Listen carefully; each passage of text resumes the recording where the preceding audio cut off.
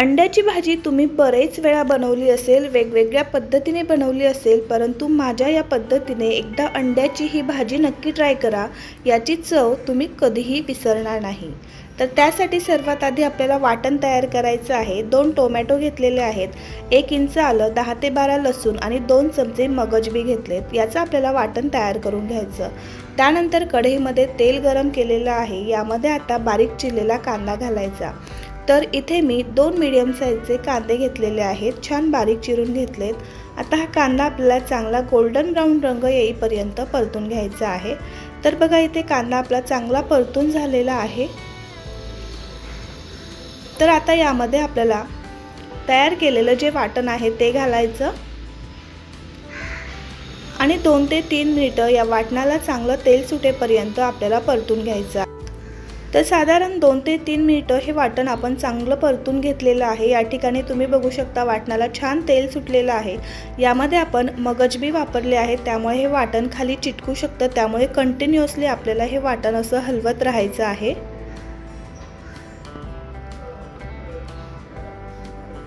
तर वाटण चांगलं परतून झालं। आता यामध्ये आपल्याला मसाले घालायचे आहेत। तर यामध्ये 1 ते 1.5 चमचा लाल मिरची पावडर, अंदाजाने कमी अधिक करू शकता। 1 चमचा घरगुती मसाला, पाव चमचा हळद घातलेली आहे आणि हे मसाले आपण या वाटणासोबत 1-2 मिनिटं चांगले परतून घेऊ, म्हणजे आपला मसाल्यांचा कच्चेपणा आहे तो कमी होईल।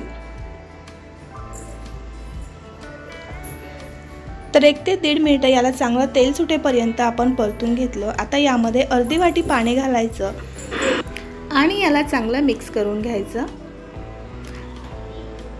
यावर झाकण ठेवायचं। 2 ते 3 मिनिटं मसाला चांगला शिजवून घ्यायचा। 2 ते 3 मिनिटांनंतर या ठिकाणी तुम्ही आपला हा मसाला बघू शकता, मस्त या मसाल्याला छान क्रीमी टेक्स्चर आलेलं आहे। अगदी मस्त असा हा मसाला आपला तयार झालेला आहे। आता यामध्ये आपल्याला 2 ते 3 चमचे फ्रेश क्रीम घालायची आहे। फ्रेश क्रीम घातल्यामुळे आपली ही भाजी आहे मस्त क्रीमी होते आणि या भाजीला छान रिचनेस पण येतो। अगदी वेगळ्या पद्धतीची आपली ही अंड्याची भाजी तयार होते। क्रीम घातल्यानंतर 2 ते 3 मिनिटं चांगलं मिक्स करून घेतलं। आता ग्रेव्हीसाठी यामध्ये खूप जास्त नाही, फक्त अर्धी वाटी पाणी घालायचं। ही भाजी आपल्याला थोडीशी घट्टसर बनवायची आहे। पाणी घालून व्यवस्थित मिक्स केलं। आता यावर झाकण ठेवायचं आणि एक वाफ काढायची। झाकण ठेवून आपण याची एक चांगली वाफ काढून घेतलेली आहे।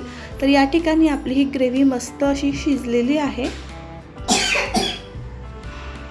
आता यामध्ये आपल्याला अंडी फोडून घालायची आहे। तर यामध्ये आपल्याला बॉईल अंडी अजिबात वापरायची नाही, तर अगदी झटपट इन्स्टंट अशी आपली ही भाजी तयार होते।